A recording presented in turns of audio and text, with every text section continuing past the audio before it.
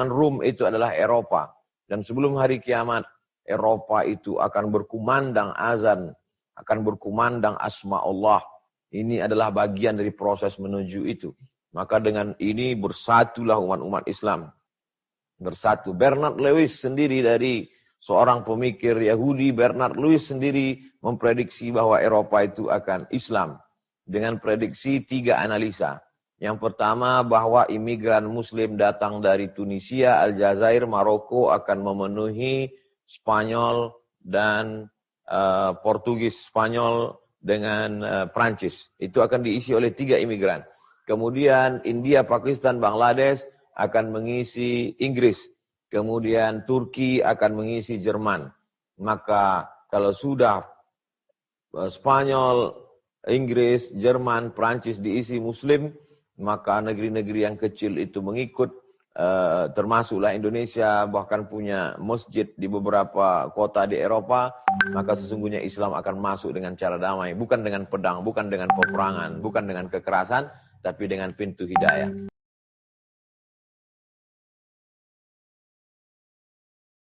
Masa pemerintahan Sultan Abdul Hamid di Turki sebelum jatuhnya Turki Utsmani pada tahun 1924. Ketika itu di Perancis mereka membuat sebuah opera drama. Di situ ditampilkanlah sosok yang lucu untuk mengolok, mengejek Nabi Muhammad SAW. Lalu drama itu mereka pertontonkan di Paris.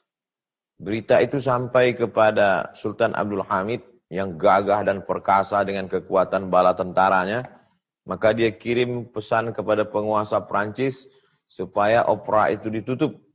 Kalau tidak ditutup, maka tanggung sendiri apa yang akan terjadi.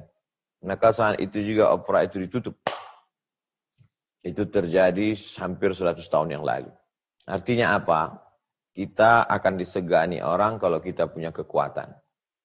Dari mulai kasus 11 September, berlanjut dengan karikatur Denmark, berlanjut dengan penyobekan pembakaran Al-Quran, dilanjutkan lagi dengan, dan yang melakukan ini pembunuhan saudara kita, dilanjutkan lagi, dan ini yang melakukannya bukan masyarakat biasa.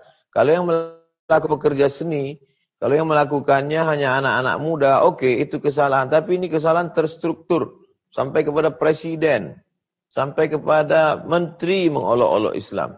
Itu menunjukkan kita memang dalam ketidakberdayaan, kesulitan yang luar biasa. Nah, ini sesungguhnya menyadarkan umat Islam. Jangan lupa, Islam itu dulu ketika berada di Afghanistan, ketika datang serangan dari Uni Soviet, semua kekuatan umat Islam bersatu.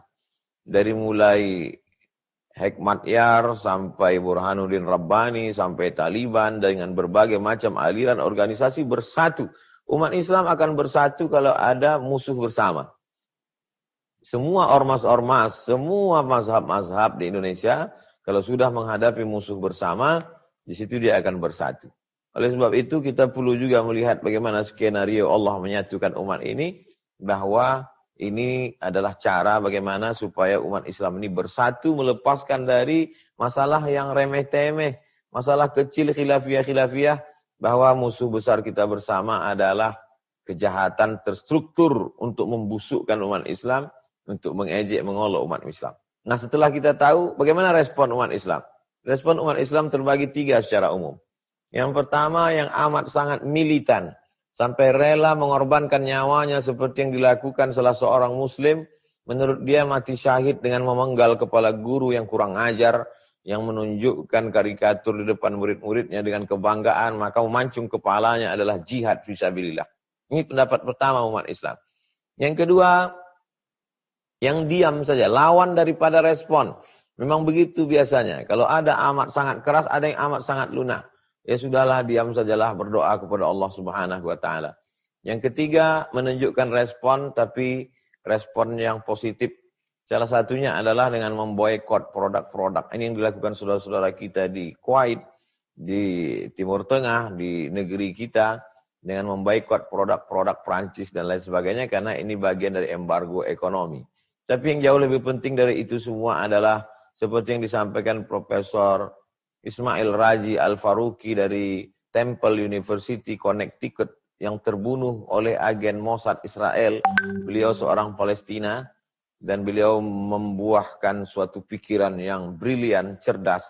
Kata beliau, kita tidak akan pernah menang melawan mereka dengan meledakkan kedutaan mereka, dengan membunuh mereka. Tidak dengan demikian, tapi dengan ilmu pengetahuan. Oleh sebab itu, cerita-cerita ini kita ceritakan ke anak-anak kita ceritakan ke jamaah untuk membakar semangat mereka untuk menuntut ilmu, lalu kemudian militansinya melaksanakan ibadah. Maka yang dokter, berusahalah menjelaskan Islam dengan ilmu kedokteran, jelaskan Al-Quran dengan ilmu sains, teknologi, sehingga dengan itu mereka akan dapat hidayah. Berdoa kepada Allah, Allahumma hdi qaumana fa innahum la ya'lamun. Sanurihim ayatina fil afaq.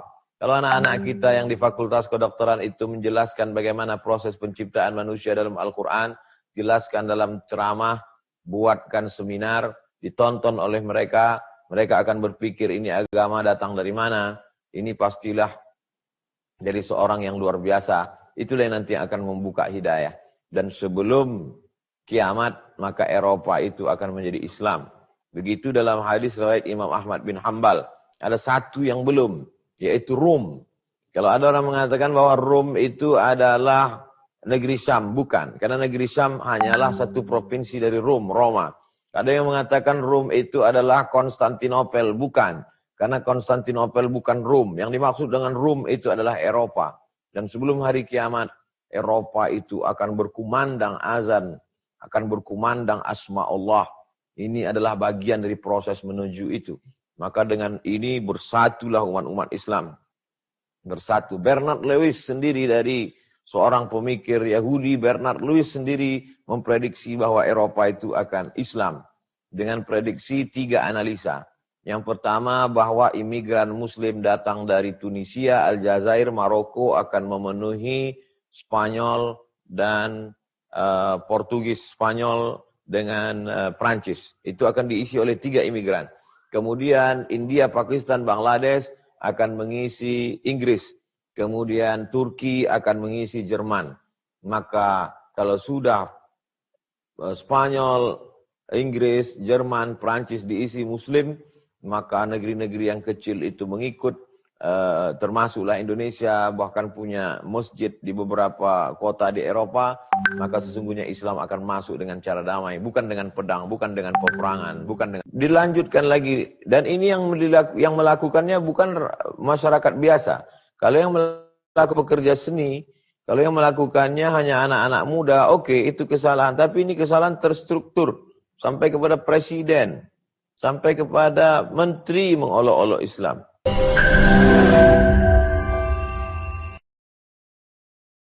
Jangan lupa subscribe, like, and share. Iya. Ini ada pertanyaan Ustadz mengenai situasi baru-baru ini Ustadz yang di Prancis. Bagaimana sebaiknya menyikapi situasi sulit yang dihadapi Muslim di Prancis akhir-akhir ini, terutama dalam hal kebijakan kebebasan berpendapat yang jelas-jelas itu menghina Nabi SAW yang kita cintai. Apakah dibenarkan adanya orang-orang Muslim yang melakukan kekerasan karena kecintaan mereka kepada Nabi SAW? Pada masa pemerintahan Sultan Abdul Hamid di Turki, sebelum jatuhnya Turki Utsmani pada tahun 1924. Ketika itu di Perancis, mereka membuat sebuah opera, drama. Di situ ditampilkanlah sosok yang lucu untuk mengolok, mengejek Nabi Muhammad SAW. Lalu drama itu mereka pertontonkan di Paris. Berita itu sampai kepada Sultan Abdul Hamid, yang gagah dan perkasa dengan kekuatan bala tentaranya, maka dia kirim pesan kepada penguasa Prancis supaya opera itu ditutup. Kalau tidak ditutup, maka tanggung sendiri apa yang akan terjadi. Maka saat itu juga opera itu ditutup. Itu terjadi hampir 100 tahun yang lalu. Artinya apa? Kita akan disegani orang kalau kita punya kekuatan. Dari mulai kasus 11 September, berlanjut dengan karikatur Denmark, berlanjut dengan penyobekan pembakaran Al-Quran, Dilanjutkan lagi dengan, dan yang melakukan ini pembunuhan saudara kita. Dilanjutkan lagi, dan ini yang melakukannya bukan masyarakat biasa. Kalau yang melakukan pekerja seni, kalau yang melakukannya hanya anak-anak muda, oke, itu kesalahan. Tapi ini kesalahan terstruktur, sampai kepada presiden, sampai kepada menteri mengolok-olok Islam. Itu menunjukkan kita memang dalam ketidakberdayaan, kesulitan yang luar biasa. Nah, ini sesungguhnya menyadarkan umat Islam. Jangan lupa, Islam itu dulu ketika berada di Afghanistan, ketika datang serangan dari Uni Soviet, semua kekuatan umat Islam bersatu. Dari mulai Hekmatyar sampai Burhanuddin Rabbani, sampai Taliban, dengan berbagai macam aliran organisasi bersatu. Umat Islam akan bersatu kalau ada musuh bersama. Semua ormas-ormas, semua mazhab-mazhab di Indonesia, kalau sudah menghadapi musuh bersama, di situ dia akan bersatu. Oleh sebab itu kita perlu juga melihat bagaimana skenario Allah menyatukan umat ini, bahwa ini adalah cara bagaimana supaya umat Islam ini bersatu, melepaskan dari masalah yang remeh-temeh, masalah kecil khilafiyah-khilafiyah, bahwa musuh besar kita bersama adalah kejahatan terstruktur untuk membusukkan umat Islam, untuk mengejek, mengolok umat Islam. Nah, setelah kita tahu bagaimana respon umat Islam. Respon umat Islam terbagi 3 secara umum. Yang pertama yang amat sangat militan. Sampai rela mengorbankan nyawanya seperti yang dilakukan salah seorang muslim. Menurut dia mati syahid dengan memenggal kepala guru yang kurang ajar, yang menunjukkan karikatur di depan murid-muridnya dengan kebanggaan, maka memancung kepalanya adalah jihad fisabilillah. Ini pendapat pertama umat Islam. Yang kedua, yang diam saja, lawan daripada respon. Memang begitu biasanya. Kalau ada amat sangat keras, ada yang amat sangat lunak. Ya sudahlah, diam sajalah, berdoa kepada Allah Subhanahu wa taala. Yang ketiga, menunjukkan respon, tapi respon yang positif. Salah satunya adalah dengan memboikot produk-produk. Ini yang dilakukan saudara-saudara kita di Kuwait, di Timur Tengah, di negeri kita, dengan memboikot produk-produk Prancis dan lain sebagainya, karena ini bagian dari embargo ekonomi.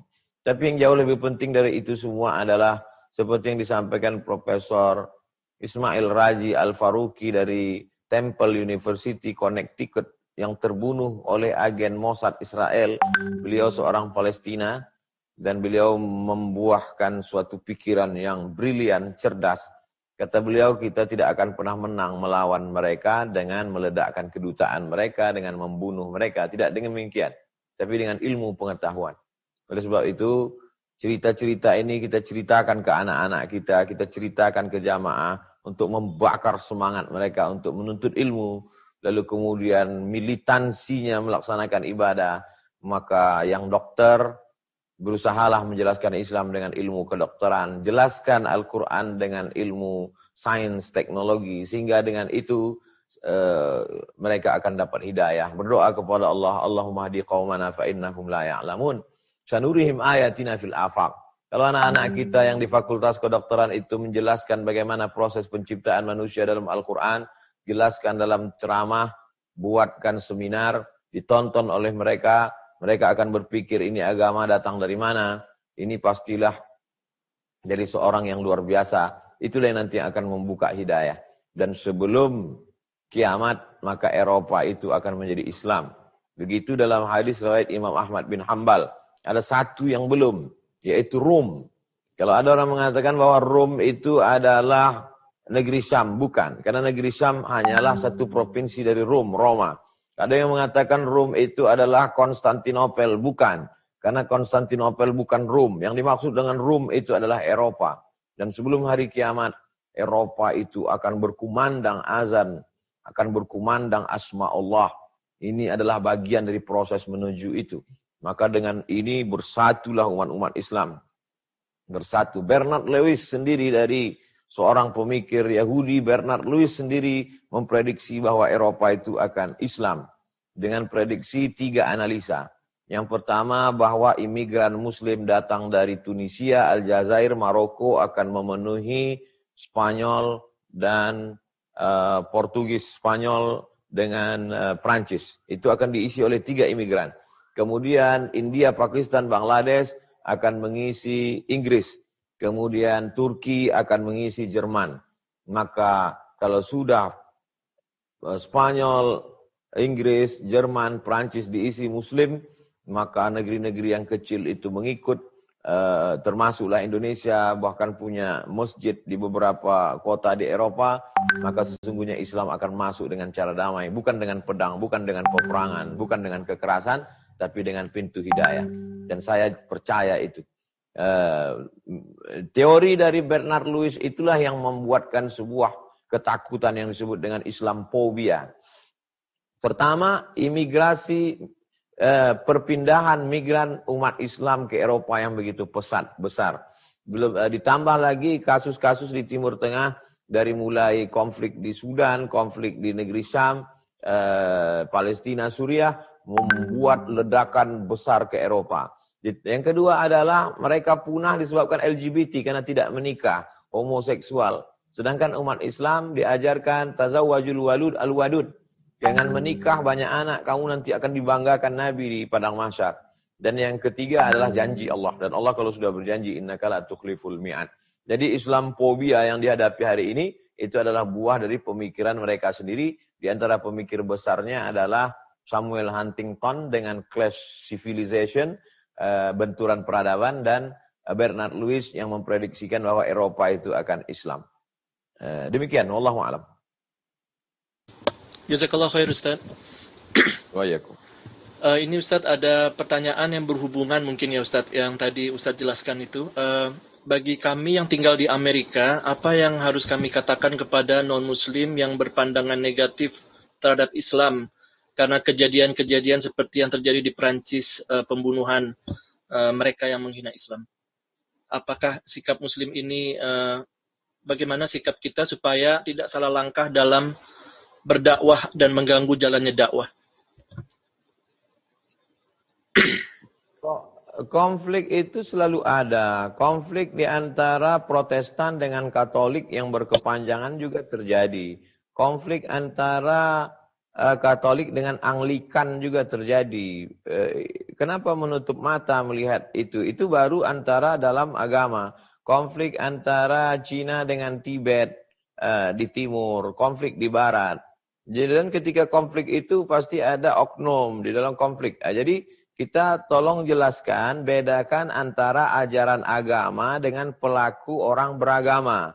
Jadi ketika kebanyakan mereka melihat ajaran agama dari pelaku orang beragama. Orang pelaku beragama bisa khilaf, bisa silap karena keadaan.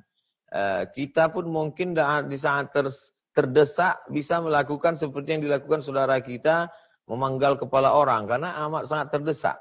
Tapi dalam Islam jihad itu dilakukan, dipimpin oleh Amirul Mukminin, oleh pemimpin, oleh Amir. Ada perintah dari Amir.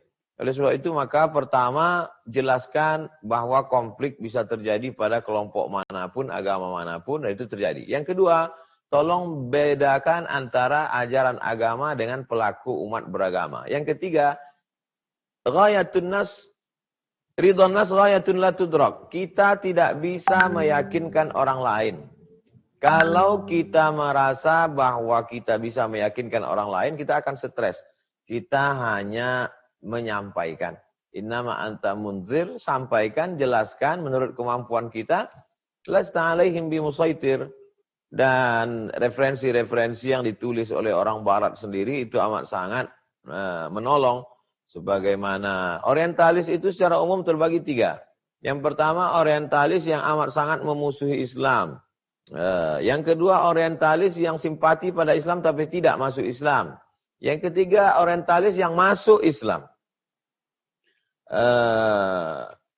Oleh sebab itu dua itu sebenarnya berpihak kepada Islam. Karena yang musuh itu cuma satu. Maka karya-karya dari dua kelompok ini itu tanpa kita harus sulit menjelaskan. Philip Kahiti menulis tentang kelembutan Nabi, walaupun dia tidak masuk Islam, tentang Nabi Muhammad SAW. Lalu kemudian yang ditulis oleh Michael H. Hart, 100 most influential person in history.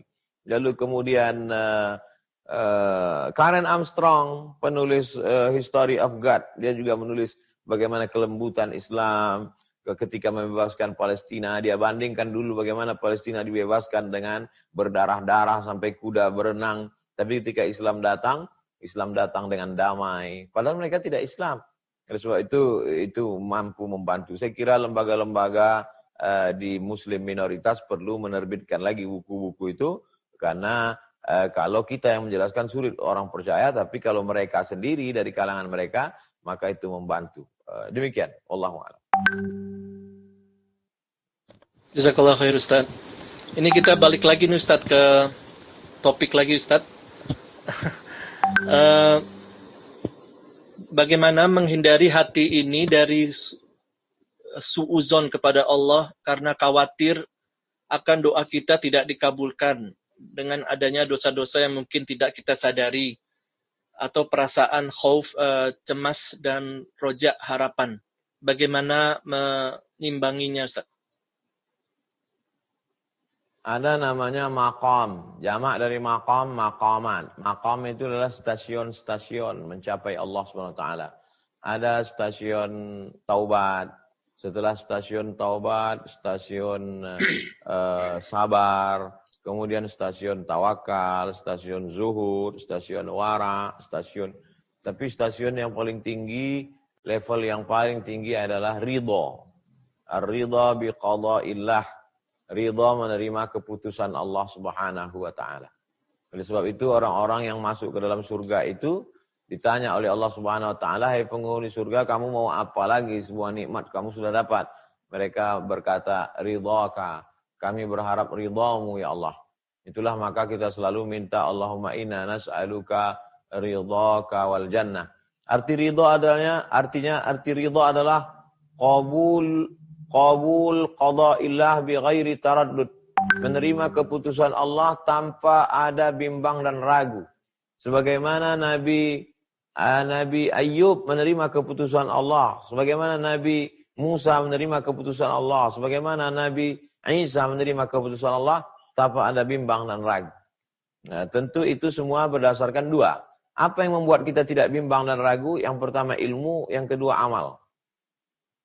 Kalau dalam hati kita ada berkata-kata, maka cepat-cepat kita beristighfar. Kenapa aku begini? Kenapa saya yang begini? Kenapa? Langsung hilangkan itu dengan istighfar. Astaghfirullahaladzim, astaghfirullahaladzim, astaghfirullahaladzim. Allahumma sholli ala sayyidina Muhammad. Baca Quran dan lain sebagainya.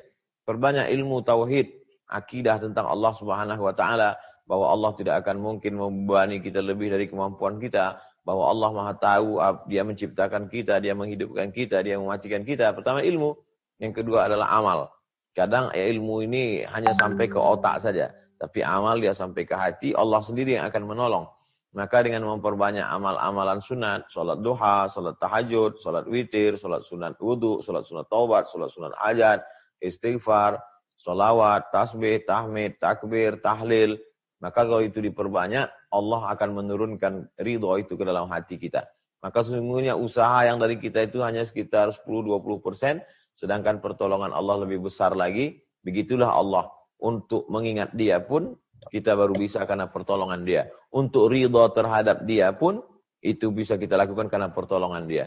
Puncaknya adalah bahwa kita tak punya apa-apa. La haula wa la quwata illa billah. Demikian. Wallahu a'lam. Jazakallah khair Ustaz. Ini ada yang berhubungan pertanyaannya Ustaz, apakah ada zikir-zikir atau doa-doa khusus yang diajarkan Nabi SAW dan para ulama untuk keluar dari kesulitan hidup? Man lazimal istighfar wa ma kana Allahu liyu'adzibahum wa anta fihim wa ma kana Allahu mu'adzibahum wa hum yastaghfirun. Allah tidak akan mengazab mereka selama mereka beristighfar. Al-Quran. Wa ma kana Allahu mu'adzibahum. Allah tidak akan mengazab mereka wa hum yastaghfirun selama mereka mau beristighfar. Oleh sebab itu, yang paling ampuh apa? Istighfar. Astaghfirullahalazim. Man lazimal istighfar, siapa yang memperbanyak istighfar? 3 janji Allah. Ja'alallahu lahu min kulli dhiqin makhraja. Setiap kesempitan hidupnya diberikan Allah kelapangan. Wa min kulli hammin faraja. Setiap kesusahannya diberikan Allah kemudahan. Wa razaqahu min haitsu la yahtasib. Setiap rezeki diberikan Allah dari jalan yang tidak disangka-sangka. kesulitannya dimudahkan, kesempitannya dilapangkan, masalahnya diberikan solusi, rezeki diberi dari jalan yang tidak sangka-sangka dengan memperbanyak istighfar kepada Allah Subhanahu wa taala. Oleh sebab itu maka perbanyak istighfar. Itu si fulan banyak istighfar, kenapa hidupnya tetap sulit?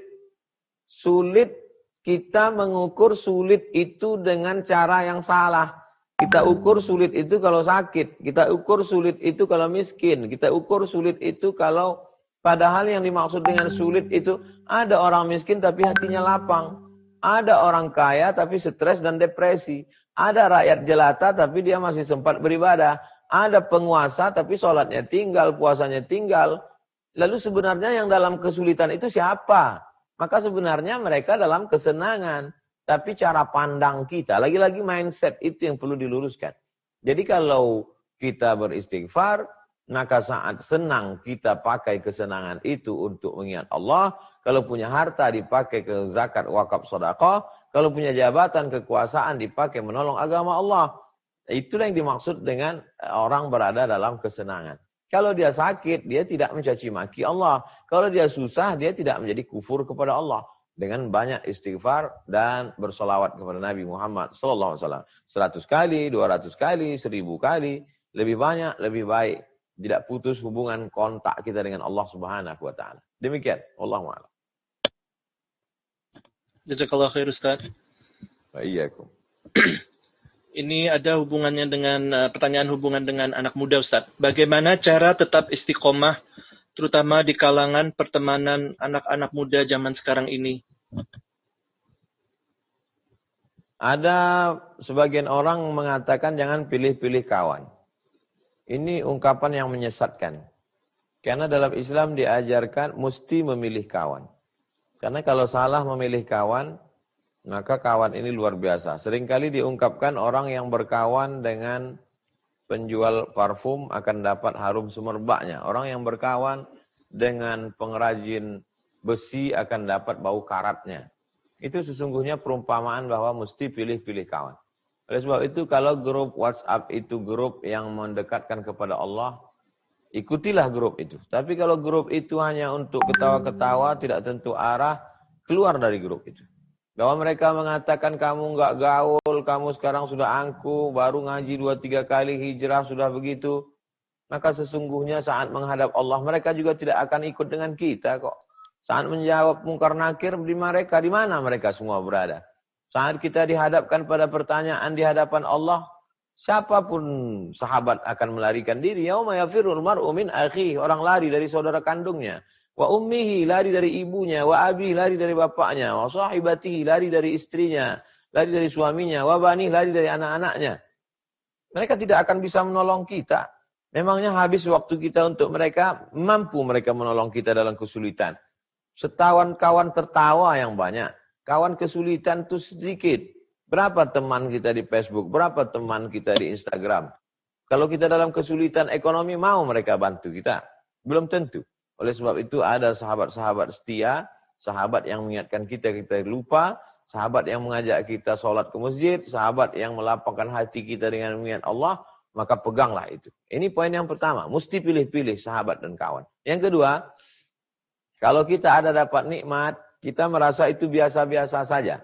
Tapi ketika kita lihat nikmat itu tidak ada pada orang lain, orang yang melihat nikmat kita itu, dia melihat nikmat kita itu luar biasa. Maka kita kunjungi mereka yang ada di panti jompo, anak yatim, fakir miskin. Nah ini semua adalah untuk mengambil pelajaran, mengamalkan hadis Nabi, unzur ila man huwa asfala minka. Lihatlah orang yang berada di bawahmu. Dengan melihat orang berada di bawah itu datang syukur kita. Karena kalau tidak, seorang yang naik mobil mewah harga 2 miliar, tidak pernah bersyukur kepada Allah. Kenapa? Karena dia selalu mendongak ke atas melihat temannya yang punya jet pesawat pribadi.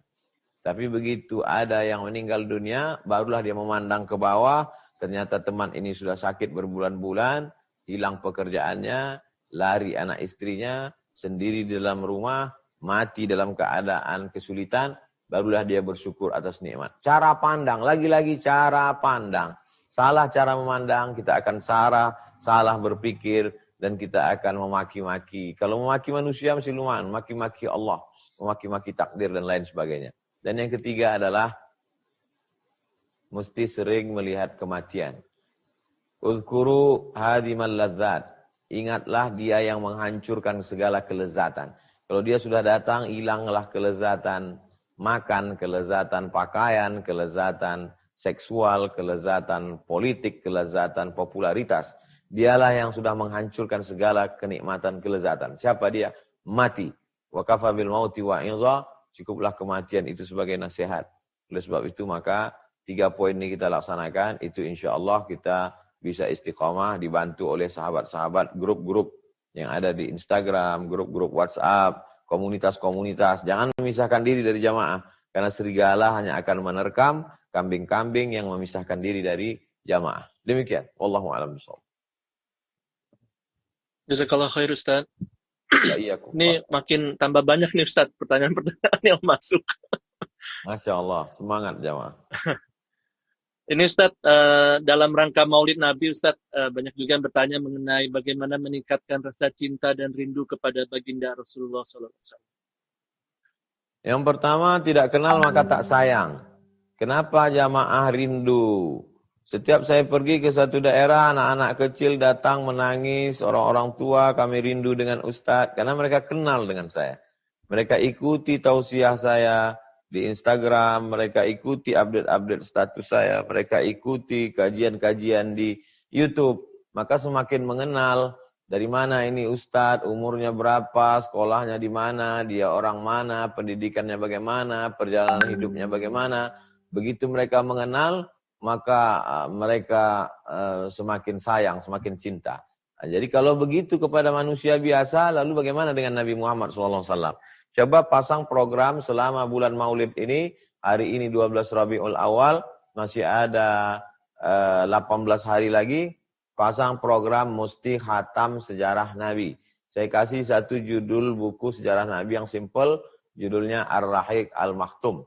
Judulnya memang Arab, tapi isinya bahasa Indonesia, sudah terjemah. Ar-Rahiq Al-Maktum. Ditulis oleh ulama India, juara nomor 1 Nobel Lomba Musabaqah menulis sejarah Nabi yang diadakan di Makkah, berjumlah 150 negara. Beliau juara 1, namanya Syekh Sofiur Rahman Al-Mubarakfuri. Ar-Rahiq Al-Maktum. Baca, bahasanya simple, datanya akurat, singkat, padat, bagus buku ini. Untuk mengenal Nabi SAW. Yang kedua, Man ahabba syai'an aktsara min dzikri. Kalau cinta sering disebut. Anak saya sering nyebut-nyebut nama Ustadz, dia gambar karikatur Ustadz, dia gambar rumah kami ingin punya rumah seperti ini di lantai 2, ternyata dia buat ada kamar untuk Ustadz Somad. Ternyata anak ini sering menyebut. Saya tidak terpikir ada anak jamaah yang menggambar di lantai 2 ada kamar khusus untuk Ustadz Abdul Somad. Anak kecil, anak umur 5 tahun. Bagaimana kepada Nabi? Pernah tak kita menulis gambar di rumah kita ada satu kamar khusus untuk Nabi Muhammad SAW? Jadi banyak kita mengingat dia. Mengingat dia bukan sekedar disebut tapi berselawat. Allahumma sholli ala sayyidina Muhammad wa ala ali sayyidina Muhammad. Itu kontak kita dengan dia begitu dekat, begitu erat. Yang ketiga, cinta pasti ada pengorbanan. Apa yang kita korbankan untuk dia? Semakin besar pengorbanan kita, maka semakin kuat tertaut hati kita. Nabi tidak meninggalkan istana yang perlu kita renovasi. Kita pergi ke Madinah tidak ada istananya. Dia hanya meninggalkan majelis rumah Al-Quran. Dia hanya meninggalkan ulama. Jadi kalau di kampung kita ada ulama, kita datang, kita support dakwahnya. Kemudian rumah-rumah tahfiz Quran kita bantu. Surau musola kita makmurkan. Kita sudah berkorban untuk Nabi Muhammad SAW. Itulah 3 poin yang membangkitkan kecintaan kita lakukan. Maka momen maulid ini jangan hanya sekedar berlalu pada pengajian begitu saja. Na'udzubillah lagi kalau momen maulid hanya dijadikan sebagai ajang caci maki tahunan. Setiap musim maulid, mulailah caci maki, maulid, bid'ah, maulid. Yang tidak mau ya nggak usah, karena ini ulama-ulama hadis pun melaksanakan. Yang mau ya silakan. Ya, momen maulid kita jadikan bulan maulid khatam, bulan maulid banyak sholawat, bulan Maulid menulis tentang Nabi, bulan Maulid buat karikatur mendidik anak-anak bagaimana dekat cinta pada Nabi, bulan Maulid buat kegiatan sosial, dalam rangka Maulid Nabi hitan gratis, dalam rangka Maulid Nabi buat orang-orang yang selama ini kesulitan kita lapangkan. Nah, itu lebih positif daripada menghabiskan energi di medsos yang tidak tentu arah. Demikian, wallahu a'lam bishawab. Jazakallah khair Ustaz. Wa Ini iyyakum. ada yang ketinggalan Ustaz, dia nanya ada yang bertanya, Ustaz pernah nggak mimpi ketemu Rasulullah, bagaimana rasanya? Mohon diajarkan Ustaz zikir-zikir supaya bisa bermimpi bertemu dengan Rasulullah SAW. Man ra'ani fil manami faqad ra'ani. Siapa yang melihat aku dalam mimpinya maka sesungguhnya dia melihat aku. Lianna syaitana la yatamassalu bi.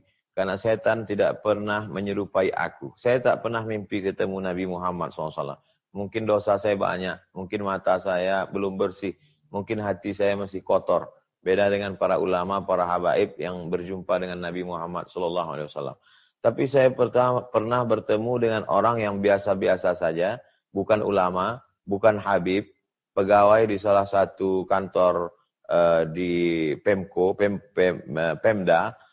Dia bercerita ke saya mimpi melihat Nabi Muhammad SAW. Saya tanya, apa amalan Bapak? Bapak bukan ulama, bukan habib, bukan ustadz. Saya ketua pengurus masjid, Ustadz. Suatu hari datang jamaah mengajak saya berantem. Karena dia marah dengan saya, lalu saya ajak dia berduel, kelahi. Jamaah itu ngajak saya kelahi, tapi saya tidak lawan dia, saya diam. Padahal karate saya ban hitam, sudah sabuk hitam Pak Ustaz. Tapi saya tidak lawan dia, saya diam. Andai mau saya tendang dia, saya mampu mengalahkan dia. Dan malamnya saya bermimpi, saya sholat, lalu kemudian imamnya itu tidak kelihatan, dan ketika selesai sholat, dia berpaling melihat, disitulah saya lihat wajahnya, dan ada orang di belakang berkata, orang itu mengatakan, imam itulah dia Muhammad Sallallahu Alaihi Wasallam. Jadi saya ambil pelajaran dari situ bahwa bukan ulama, bukan ustadz, bukan habib, tapi kenapa Nabi memperlihatkan wajahnya ke orang itu? Karena dia punya sabar yang luar biasa. Dan saya tidak ada sabar itu. Andai saya ban hitam seperti dia, udah habis berdarah-darah itu saya tinju, saya pecahkan hidungnya. Nah, itulah maka saya tidak ketemu. Kenapa Bapak ini ketemu? Karena mungkin ilmu saya lebih tinggi, tapi sabar dia lebih hebat, lebih kuat. Betul hadis Nabi, ayat Al-Quran. Innama yuwaffas sabiruna ajrahum bighairi hisab. Orang yang sabarnya kuat, diberikan Allah balasan unlimited. Tidak bisa terhitung. Dan balasan yang diberikan Allah di dunia, bisa melihat Nabi Muhammad SAW. Mudah-mudahan kita diberikan sampai saatnya, menurut makam sesuai, kita dipertemukan di ketika hidup, dan bersama dengan Nabi Muhammad SAW di dalam surga Jannatul Firdaus. Amin. Ya Rabbal Alamin. Wallahu a'lam. Amin. Jazakallah khair Ustaz. Ini Ustaz, kembali ke pandemi ini Ustaz, ada yang bertanya bagaimana cara mengantisipasi keuangan keluarga yang tidak menentu di saat pandemi ini Ustaz.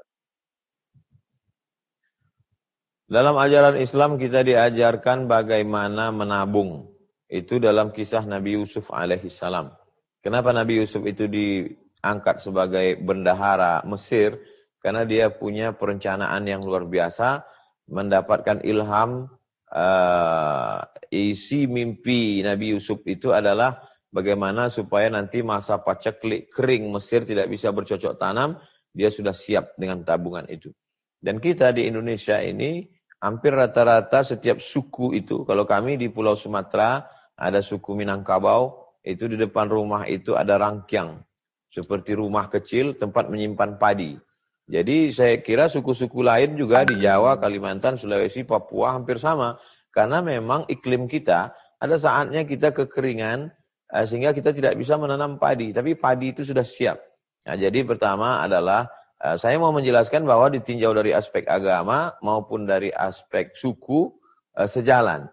Nenek moyang kita memang gemar menabung dan Islam juga mengajarkan itu. Oleh sebab itu, maka jangan habiskan untuk, saya selalu sampaikan pada saudara-saudara kita TKI, TKW, merantau 2 tahun, sekian tahun ke Korea, ke Hong Kong, ke Taiwan, lalu kemudian pulang kampung, beli kulkas hampir sebesar kamar, beli TV besar, habis itu uangnya habis pergi lagi.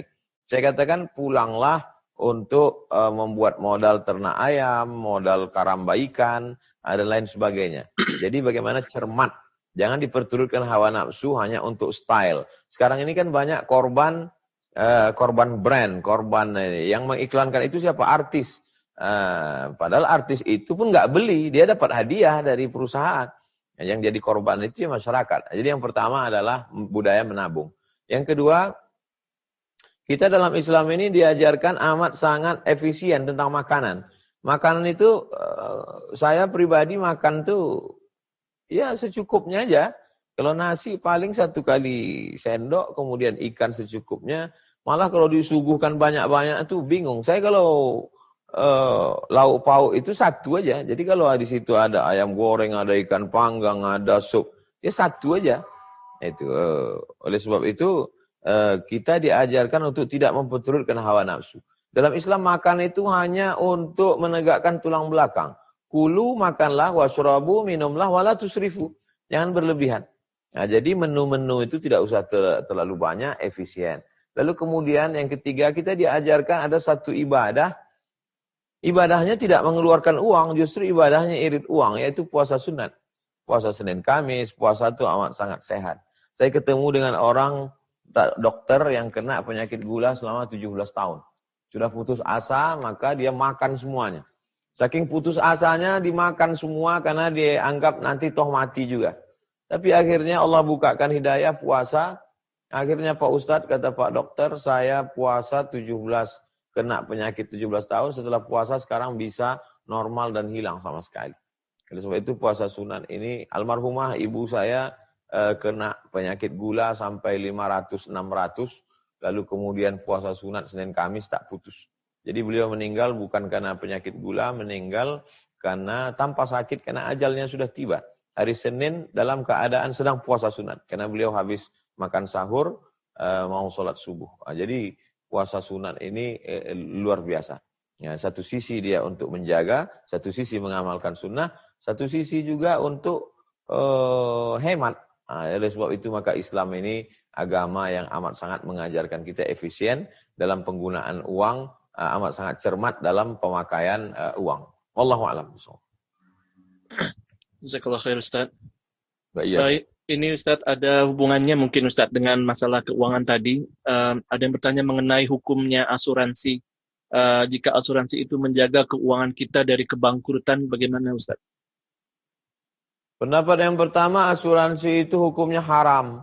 Karena di dalamnya ada gharar, gambling, judi. Jadi saya bayar 1 tahun 10 juta. Bapak bayar 10 juta, ibu 10 juta, mas 10 juta, AA 10 juta. Tapi yang dapat cuma saya. Karena saya kebetulan yang kena musibah, na'udzubillah. Akhirnya saya yang dapat. Ini kan gambling, judi. Padahal semestinya semua dapat.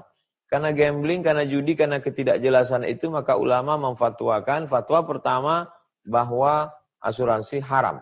Fatwa yang kedua, asuransi itu kata dia boleh, mubah hukumnya, halal. Kenapa? Karena di dalam asuransi itu ada ta'awun, tolong-menolong.